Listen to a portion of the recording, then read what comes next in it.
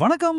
Corporate நிறுவனங்களோட ரகசியங்களை உடைத்து உங்களுடைய முதலீடுகளை எப்படி பாதுகாக்கிறது அப்படிங்கறத பத்தின இந்த மிக முக்கியமான விளக்க தொகுப்பிற்கு உங்களை வரவேற்கிறேன். கம்பெனிகளோட அந்த பிரம்மாண்டமான விளம்பரங்களுக்கு பின்னால மறைஞ்சிருக்கிற உண்மைகளை சட்டத்தோட உதவியோட இன்னைக்கு நாம அக்குவேறு ஆணிவேரா பிரிக்க போறோம். ஒரு முதலீட்டாளரா, தொழில் முனைவோரா உங்களுக்கு இது ஒரு மிகப்பெரிய கண் திறப்பா இருக்க போகுது. வாங்க உள்ள போகலாம். சரி, விஷயத்துக்கு நேரடியா வருவோம்.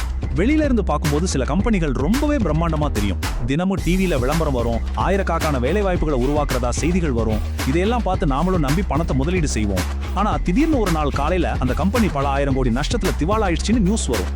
இந்த பிரம்மாண்டமான மாயைக்கும் முதலீடுகள் ஒரே ராத்திரியில காணாம போற நிஜத்துக்கும் இடையில இருக்கிற முரண்பாடு தான் இன்னைக்கு நாம பார்க்க போற மிகப்பெரிய பிரச்சனை.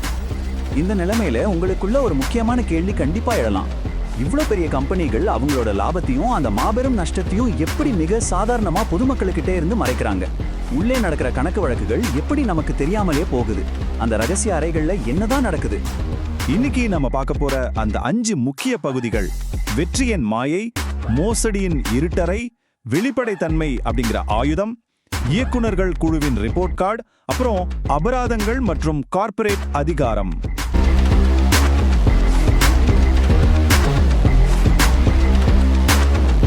முதல்ல இந்த வெற்றியின் மாயை, அதாவது முன்னணியில பிராண்டிங் ஆனா பின்னணியில நிஜம் என்னன்னு பார்ப்போம். அடுத்ததா இந்த மோசடியின் இருட்டறை, அதோட செயல்பாடுகளும் விளைவுகளும் எப்படி இருக்குன்னு தெரிஞ்சுக்கலாம். நீங்க யோசிச்சு பாருங்க, கஷ்டப்பட்டு சம்பாரிச்ச பணத்தை ஒரு கம்பெனில போடுறது சாதாரண பங்குதாரர்களாகிய நாம தான். ஆனா கம்பெனியோட உண்மையான நிதி நிலைய முழுமையா கண்ட்ரோல் பண்றது அந்த போர்ட் ஆஃப் டைரக்டர்ஸ் அப்படிங்கிற இயக்குநர்கள் குழு தான். இதுல சில ஊழல் செய்யற டைரக்டர்ஸ் என்ன பண்ணுவாங்கன்னா, தங்களோட சொந்த பினாமி கம்பெனிகளுக்கோ உறவினர்களுக்கோ கான்ட்ராக்ட் கொடுத்து பணத்தை அப்படி சுருட்டுவாங்க. கம்பெனி நஷ்டத்துல போயிட்டு இருந்தாலும் லாபம் வர்ற மாதிரி போலியான கணக்குகளை எழுதுவாங்க. இதைத்தான் விண்டோ ட்ரெஸ்ஸிங்னு சொல்லுவாங்க. இதோட தாக்கம் ரொம்பவே கொடூரமானதுங்க. சத்தியமூழல் மாதிரி பல லட்சம் மக்களோட உழைச்ச பணம் ஒரே ராத்திரியில காணாம போயிடும். இப்படி போலி லாபத்தை காட்டி பேங்க்ல பல 100 கோடி கடன் வாங்குறதால வங்கிகளோட என்பிஏ, அதாவது வாரா கடன் எக்கச்சக்கமா ஏறிடும். எல்லாவற்றுக்கும் மேல கம்பெனி அழிஞ்ச பிறகு எனக்கு எதுவுமே தெரியாதுன்னு ஒவ்வொரு டைரக்டரும் தப்பிக்க பார்ப்பாங்க. இந்த இடத்துல ஒவ்வொரு முதலீட்டாளரும் கேட்க வேண்டிய மிக முக்கியமான கேள்வி இதுதான். பணம் காணாமல் போகும்போது அதுக்கு யார் பொறுப்பேற்கிறது? யார் மேல நாம தப்பு சொல்ல முடியும்? இந்த பொறுப்பற்ற தன்மைக்கு முற்றுப்புள்ளி வைக்கவே அரசாங்கம் கொண்டு வந்த மாபெரும் சட்ட ஆயுதம் தான் இது. வெளிப்படைத்தன்மை எனும் ஆயுதம். அதான் செக்ஷன் 134இன் அறிமுகம். இந்த செக்ஷன் 134 அப்படிங்கிறது ஏதோ ஒரு சாதாரணமான சட்டம் கிடையாதுங்க. இது ஒரு கம்பெனியில 100% நிதி வெளிப்படைத்தன்மையை உருவாக்குற ஒரு மாபெரும் ஆயுதம். நீங்க போடுற ஒவ்வொரு ரூபாய்க்கும் கம்பெனி நிர்வாகம் கணக்கு சொல்லணும் அப்படிங்கறத கட்டாயமாக்குற சட்டப்பிரிவு இது. இதுல ரொம்ப சிறப்பான விஷயம் என்ன தெரியுமா? இனிமேல் எந்த ஒரு கம்பெனி டைரக்டரும் அக்கௌண்டன்ட் தாங்க தப்பு பண்ணிட்டாருன்னு சொல்லி அவ்வளோ ஈஸியா தப்பிச்சிட முடியாது.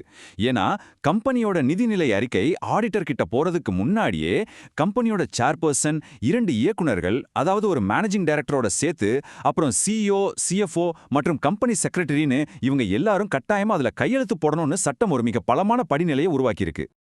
அடுத்து இயக்குனர்கள் குழுவின் ரிப்போர்ட் கார்டு, அதாவது முழுமையான வெளிப்படுத்தல் பத்தி பார்க்கலாம்.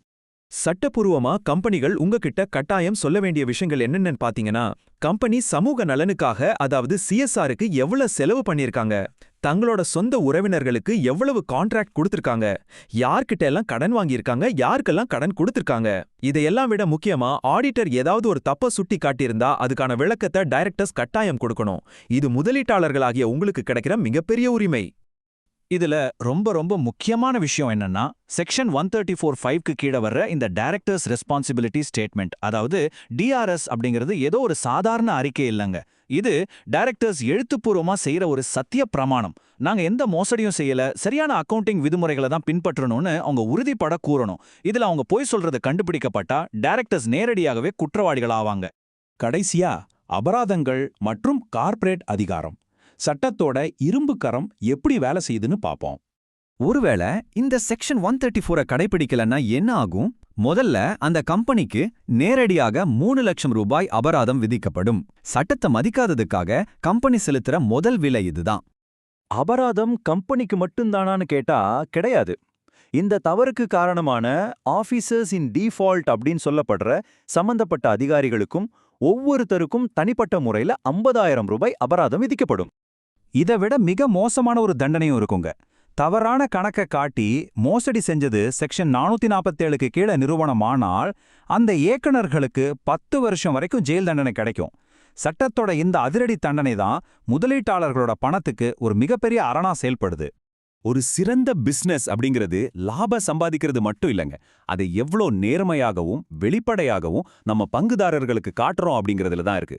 உங்களுடைய கம்பெனியோட நிதிநிலை அறிக்கைகளையும் போர்டு ரிப்போர்ட்டையும் எந்த சட்டப்பிழைகளும் இல்லாம 100% லீகலா தயாரிக்க கனெக்ட் அண்ட் பில்டோட CMOS தொழில்நுட்பமும் அவங்களோட கார்ப்பரேட் வல்லுநர்கள் குழுவும் உங்களுக்கு எப்பவுமே உறுதுணையா இருப்பாங்க.